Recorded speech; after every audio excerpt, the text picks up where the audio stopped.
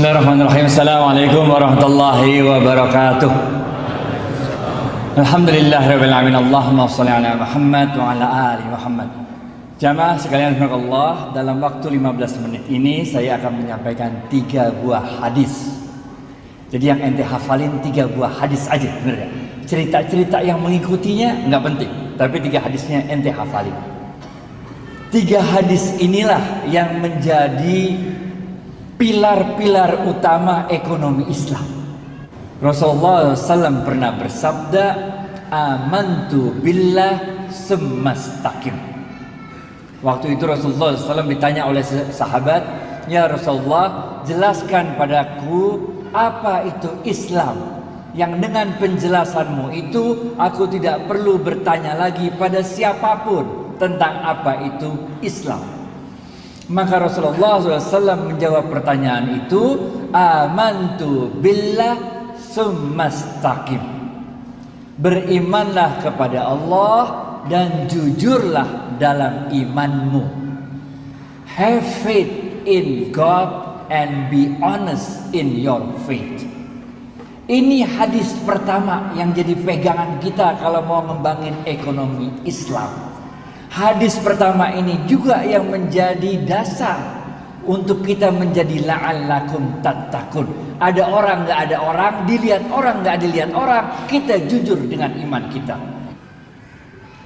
Hadis pertama ini juga yang menjadi dalil bagi kita untuk merasa cukup dengan yang halal saja. Pertama, karena Allah ngelihat kalau kita lakuin yang haram. Kedua, kita yakin, kita beriman bahwa rezeki itu ada yang ngurus, namanya Allah. Sayyidina Ali bin Abi Thalib radhiyallahu anhu pernah berkata, jangan pernah khawatir untuk 2 hal. Yang pertama, jangan pernah khawatir dengan kematian. Ngapain ente khawatir dengan kematian? Udah ada jadwalnya mati. Kalau belum jadwalnya mati, enggak bakal mati. Yang dalam Al-Quran Allah mengatakan, kullu nafsin za'iqatul maut. Enggak usah dihitung-hitung mau mati berapa hari lagi, berapa bulan lagi, berapa tahun lagi, enggak usah. Enjoy life, be happy. Karena kematian udah ada jadwalnya. Enggak usah khawatir sama yang mau mati, enggak perlu khawatir. Ada orang yang udah sakit lama kagak mati-mati, bener enggak? Yang ngarawati ya 3 orang mati terus, bener enggak? Yang kedua, jangan pernah khawatir dengan rezeki. Karena Allah berfirman dalam sebuah hadis qudsi, tidak akan meninggal dunia seorang anak cucu Adam sebelum semua jatah rezekinya dia terima. Jadi ente khawatir apa? Nggak bakal mati, nggak bakal mati sebelum semua jatah rezeki kita terima. Udah bisa jalan diri, makan diri, udah bisa ngapa-ngapain, udah kerja puluhan tahun, giliran PHK aja ente bingung ngapain, men? Kenapa ente jadi harus khawatir? Ngerti gak? Paham ya? Bener paham nih? Aneh tes nih ya? Yang bisa jawab gocap. Hadis pertama, Rasulullah SAW bersabda, amantu. Mana? Gocap serius, amantu. Gocap.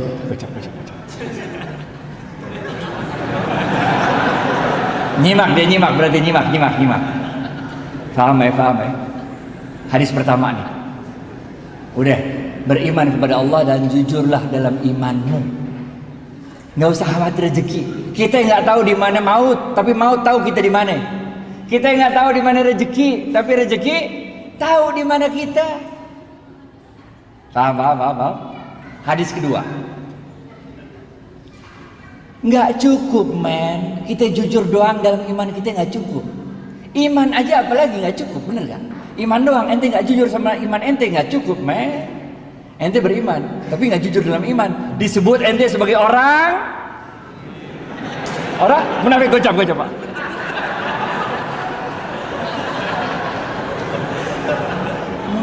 Munafik, ente munafik ngapain, bener gak? Iman and jujur dalam iman ente, hadis pertama. Hadis kedua, nggak cukup, men. Ente nih tarawih berapa rakaat terserah dah. Khataman Quran berapa kali terserah dah. Umroh Ramadan, bener gak? Zikir-zikir terus, sholat malam. Tapi tetangga ente kelaparan, masuk surga apa kagak? Kagak masuk surga, men.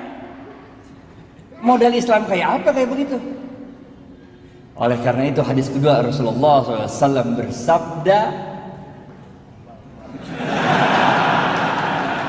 khairun nas, gocap, khairun nas anfa'uhum linnas.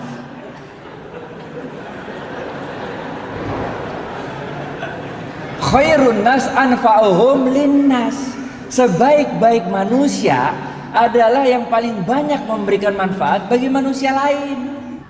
Banyakin kasih manfaat bagi orang lain. Paham ya. Kasih aja.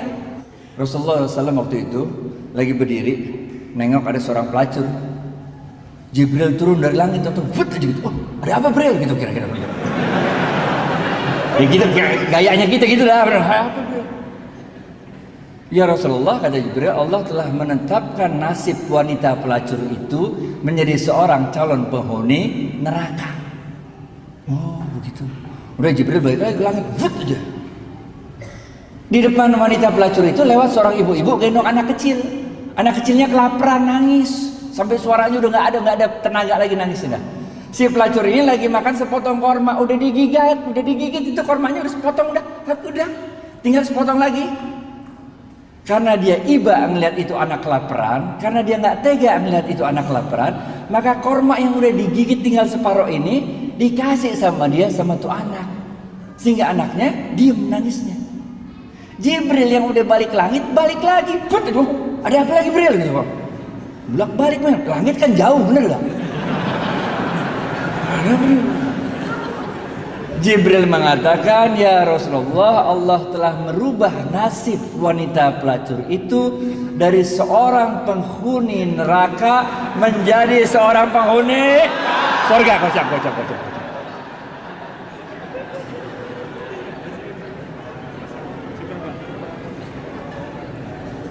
Jangan khawatir, saya dulu mahasiswa juga kok, kita tahu bagaimana keadaan mahasiswa. Saya mahasiswa juga men dulu, kalau makan tuh nggak ada yang model makan malam, makan pagi, makan siang nggak ada. Kalau kita makan jamak kosor. Siang enggak, malam enggak, kita kosor tengah-tengah, jamak kosor. Ntar malam kalau udah lapar dikit, lalu cari burjo dah. Bubur kacang hijau. Khairun nas anfa'uhum linnas. Hadis ketiga terakhir, habisnya.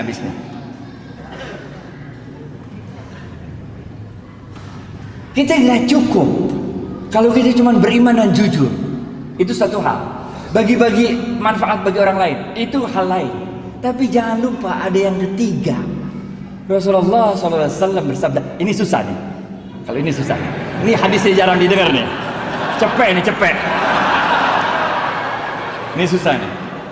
Rasulullah SAW bersabda, ini hadisnya susah nih. Man lam yashkurin nas, cepet.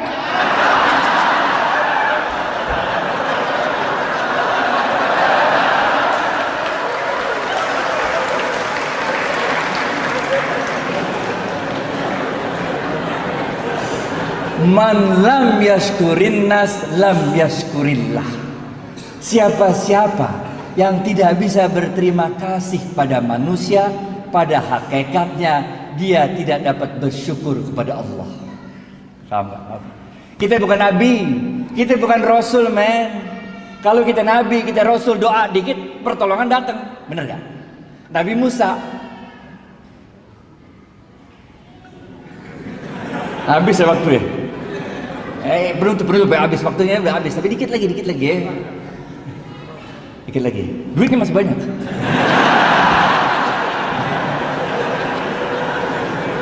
Nabi Musa, men, depannya Laut Merah, belakang Fir'aun. Bagaimana coba?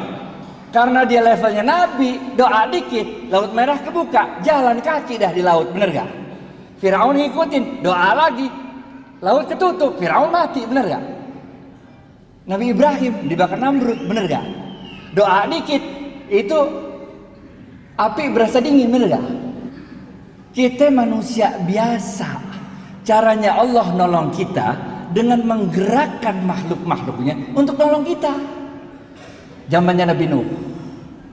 Ada yang tahu apa kejadian besar zaman Nabi Nuh? Banjir, kocak.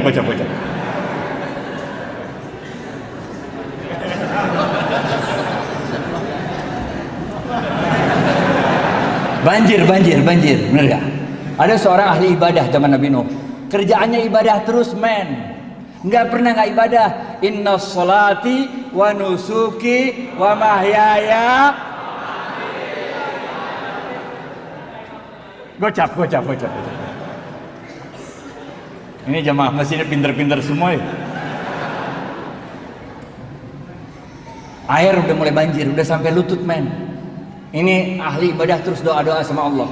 Tetangganya datang, dia bilang apa? Syekh, ayo cepat tinggalkan tempat ini. Kita gabung sama kapalnya Nuh alaihissalam. Kalau kakimu yang tua rental tidak sanggup berjalan ke kapalnya Nuh alaihissalam, biarlah kami yang menggendongmu untuk bergabung dengan kapalnya Nuh alaihissalam. Apa kata orang tua ini? Dia katakan, ruh, pergi kalian dari sini. Aku tidak butuh bantuan makhluk manapun. Hasbunallah wa ni'mal wakil. Gocap. Jadi ente mulai agak ngerti sekarang kan? Kalau saf depan dapatnya ontak, bagian belakang dapatnya telur kan? Mulai ngerti kan?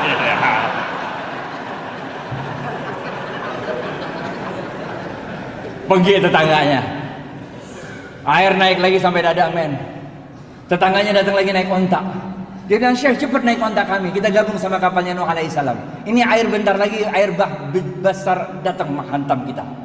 Apa kata dia? Pergi. Nggak perlu bantuan makhluk manapun.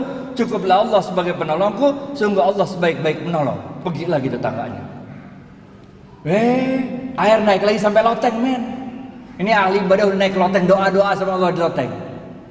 Tetangganya datang lagi naik sampan kali ini, naik sampan. Dia bilang, Syekh, cepat naik sampan kami. Kita gabung sama kapalnya Nuh. Untuk ketiga kalinya dia usir, pergi. Saya nggak butuh bantuan makhluk manapun. Hasbunallah wa ni'mal wakil, ni'mal maula wa ni'man nasir. Benar aja dah. Habis itu banjir besar datang, vus saja. Nabi Nuh alaihissalam beserta kaumnya selamat naik kapal besarnya. Ini orang ahli ibadah meninggal dunia dibawa hajar sama banjir. Waktu dia udah meninggal dunia di hadapan Allah, dia protes. Udah meninggal, dia protes. Dia bilang apa? Allah, mata nasrullah.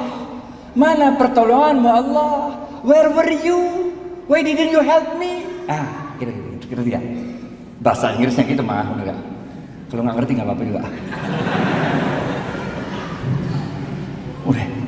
Apa kata Allah? Allah katakan, bukankah telah aku kirim 3 kali pertolongan pada dirimu, tapi hatimu terlalu sombong untuk menerima pertolongan yang aku kirimkan. Ini orang kaget, 3 kali? Nggak ada 3 kali, dari mana? Nggak ada Allah, nggak ada 3 kali. Allah bilang, bukankah telah aku kirim 3 orang tetanggamu untuk memberikan pertolongannya pada dirimu, tapi hatimu terlalu sombong untuk menerima pertolongan yang aku kirimkan. Baru orang ini sadar. Jadi tetangga itu engkau yang kirim Allah, katanya. Allah mengatakan, bukankah aku yang berkuasa atas hati manusia? Bukankah aku yang berkuasa untuk menggerakkan hati manusia, memberikan pertolongannya pada dirimu, tapi hatimu terlalu keras, hatimu terlalu sombong untuk menerima pertolongan yang aku kirimkan. Maka orang ini sadar, man lam yashkurin nas lam yashkurillah. Siapa-siapa yang tidak dapat berterima kasih pada manusia, pada hakikatnya dia tidak dapat bersyukur kepada Allah. Inilah yang kita sebut sebagai the month of thanksgiving. Kalau yang pertama tadi masih ingat? Amantu billah sumastaqim, itu dalam bahasa Inggrisnya kita sebut the month of giving up bad things. Yang kedua, khairun nas anfa'uhum linnas, yang kita sebut the month of giving. Yang ketiga adalah man lam yashkurin nas lam yashkurillah. Siapa yang tidak dapat berterima kasih pada manusia, pada hakikatnya tidak dapat bersyukur kepada Allah, kita sebut sebagai the month of thanksgiving.